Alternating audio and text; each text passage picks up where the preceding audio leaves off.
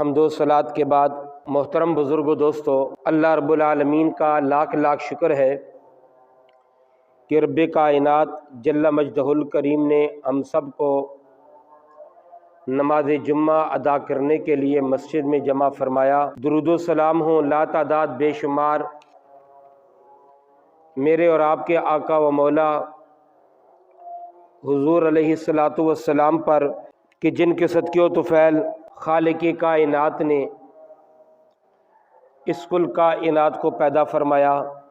میرے محترم بزرگوں دوستو، جمادی الاخری کا مہینہ چل رہا ہے اور اس مہینے کی 3 تاریخ کو میرے مرشد کریم، میرے مرشد و مربی، شیخ المشائخ، قطب الارشاد حضرت بابا عبد الرحمن چشتی صابری شہید نور اللہ مرکزہ رضی اللہ تعالی عنہ و رضا، شہید ناموس رسالت، آپ کی شہادت کا واقعہ رونما ہوا۔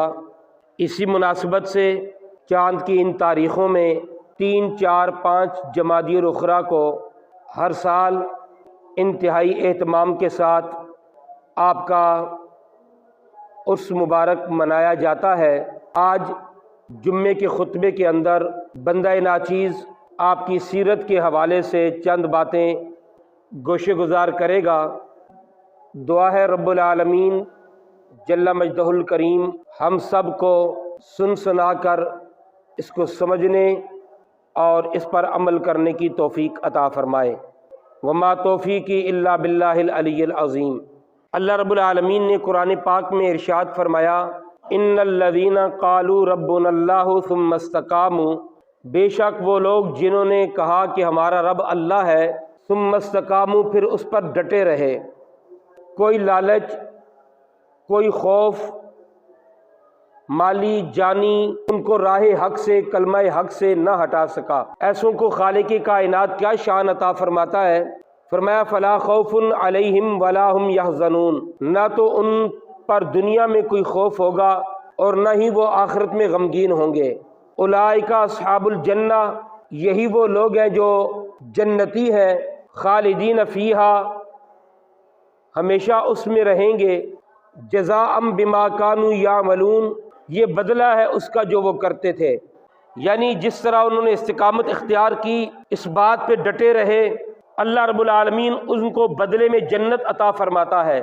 ہمارے مرشد کریم قطب الارشاد شیخ المشائخ حضرت لالا مبارک شہید رحمۃ اللہ تعالی علیہ کی پوری زندگی استقامت کے ساتھ گزری، حق گوئی کے ساتھ گزری۔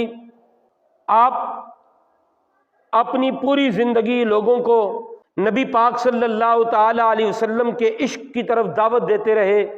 نبی پاک علیہ الصلوۃ والسلام کے عشق میں آپ نے زندگی گزاری۔ سرکار دو عالم صلی اللہ تعالی علیہ وسلم کی شان میں ذرہ بر گستاخی آپ برداشت نہ فرماتے۔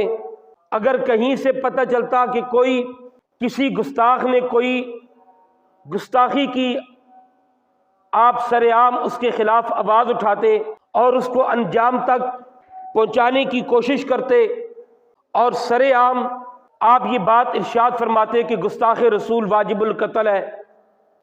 آپ کے زمانے میں ایک مرتبہ ایک گستاخ نے گستاخی کر دی، آپ نے فوراً اس کو للکارا اور اس کے بارے میں پوری دنیا کو بتایا کہ یہ گستاخ رسول ہے، واجب القتل ہے، اور اتنی سخت نفرت کہ آپ فرمایا کرتے اگر کوئی اس گستاخ رسول کو قتل کر دے، پہلے تو فرماتے اگر مجھے خود ملا، میرے سامنے آیا، میں اپنی تلوار سے اس کا سر قلم کروں گا، لیکن اگر کوئی اس کو مار ڈالے اور پھر آ کر مجھے بتا دے کہ میں نے مارا ہے تو میں اس کے قتل کا ذمہ خود لے لوں گا۔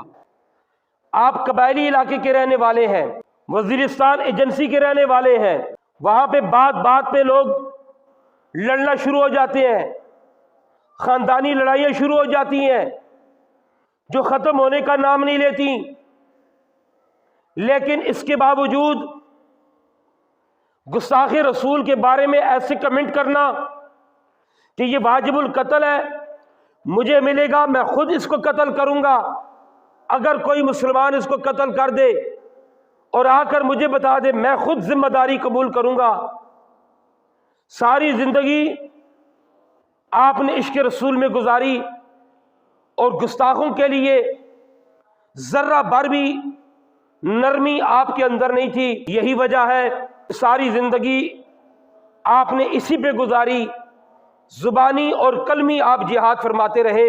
جو بھی آپ کے مریدین آتے، آپ کے چاہنے والے آتے، اپنے ہوں یا غیر ہوں، آپ ان کو بٹھا کر نبی پاک علیہ السلام کے عشق کی تعلیم دیتے، گستاخان رسول کے بارے میں ان کو بتاتے، باطل فرقوں کے بارے میں ان کو بتاتے کہ یہ دیکھو، یہ نبی پاک علیہ السلام کے گستاخ فرقے ہیں، باطل فرقے ہیں، ان سے اپنے آپ کو بچاؤ۔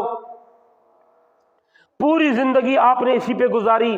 اور اگر کوئی آپ کی خیر خواہی کرنے کے لیے آتا، بظاہر خیر خواہ بڑے پیدا ہو جاتے ہیں، کوئی آپ کی خیر خواہی کرنے کے لیے آتا کہ حضرت تھوڑی نرمی فرمائیں، باطل فرقوں کا رد کرنے میں تھوڑی نرمی فرمائیں، تو آپ ایک جواب ارشاد فرمایا کرتے تھے۔ آپ فرماتے، نبی پاک علیہ السلام نے فرمایا کہ جو ظالم بادشاہ کے سامنے حق نہ بول سکے وہ گونگا شیطان ہے۔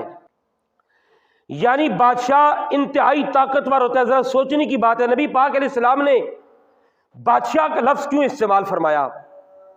سوچنے کی بات ہے، کیونکہ بادشاہ کے پاس فوج ہوتی ہے، بادشاہ کے پاس پولیس ہوتی ہے، بادشاہ کے پاس قوت ہوتی ہے، بادشاہ کے پاس طاقت ہوتی ہے، وہ جو چاہے کر گزرنے کے لیے تیار ہوتا ہے، اس کا قلم چلتا ہے، اس کا آرڈر چلتا ہے۔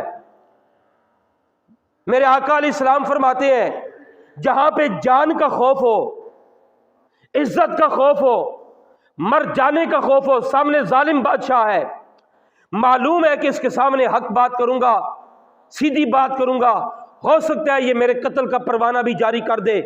میرے آقا علیہ السلام فرماتے ہیں، جو ظالم بادشاہ کے سامنے حق نہ بولے وہ گونگا شیطان ہے۔ جب بادشاہ کے سامنے، وہ بھی ظالم، شریف نہیں، وہ بھی ظالم جو کر گزرنے کے لیے کچھ بھی تیار ہوتا ہے، اس کے سامنے حق بولنے کا ہمیں آرڈر دیا گیا، ہمیں حکم دیا گیا، ہمیں بولا گیا، تو عام جو لوگ ہیں ان کے سامنے بندہ حق نہ بولے، جن سے کسی قسم کا خوف نہیں، اتنی بات ہوگی کہ ناراض ہو جائے گا، ہو جائے ناراض، منہ پھیر لے، کیا ہوتا ہے اس کے منہ پھیرنے سے؟ اللہ اور اس کے رسول ہم سے اعراض نہ فرمائے۔ بس بندے کے دل دماغ میں یہ ہونا چاہیے، مجھ سے اللہ راضی ہو جائے، اللہ کا رسول راضی ہو جائے۔ اگر میری کسی بات سے کسی بندے کو سمجھ نہیں آتی اور وہ مجھ سے منہ پھیرتا ہے، بھلے ایک مرتبہ نہیں، لاکھ مرتبہ منہ پھیر لے، کیا کر سکتا ہے؟ یہاں پہ تو یہ حکم دیا گیا کہ جو ظالم بادشاہ کے سامنے حق نہ بولے وہ گونگا شیطان ہے۔ آپ فرمایا کرتے، تم مجھے گونگا شیطان بنانا چاہتے ہو کہ میں ان باطل فرقوں کا رد نہ کروں، ان دہشت گردوں بدماشوں کے خلاف نہ بولوں جو نبی پاک علیہ الصلوۃ والسلام کی امت کو بم پار کر شہید کر دیتے ہیں اور مسلمانوں کا قتل عام کرتے ہیں؟ جو آیتیں بتوں کے بارے میں نازل ہوئی ان پہ انبیاء اور اولیاء پہ لگا کر انہیں مشرک کہہ کر انہیں قتل کرتے ہیں، فرمایا تم مجھے گونگا شیطان بنانا چاہتے ہو؟ یہی تعلیم و تربیت آپ نے اپنے مریدوں کی، یہی تعلیم و تربیت آپ نے اپنے چاہنے والوں کی کہ حالات کیسے ہی کیوں نہ ہو جائے تم نے کلمہ حق کبھی نہیں چھوڑنا۔ ایسے ہی لوگوں کے بارے میں تو اللہ رب العالمین فرماتا ہے، ان الذین قالوا ربنا اللہ ثم استقاموا، جنہوں نے کہا ہمارا رب اللہ ہے، پھر اس پہ ڈٹ گئے۔ ربنا اللہ کہنے کا مطلب یہ ہے کہ اس نے تمام اللہ رب العالمین کے احکام کو بجا لایا۔ ہمارا رب اللہ ہے، اللہ کا جو بھی حکم ہے وہ برحق ہے، اس کے سامنے ہمارا سر تسلیم خم ہے۔ بس تمام انبیاء برحق ہے، سارے نبیوں میں افضل و اعلیٰ ہمارے آقا علیہ السلام ہے، سارے صحابہ کرام، سارے اہل بیت اطہار سب برحق ہیں، کسی کی ذرہ بر گستاخی ہمارے مذہب میں جائز نہیں۔ آپ ساری زندگی عشق رسول کی تعلیم دیتے رہے،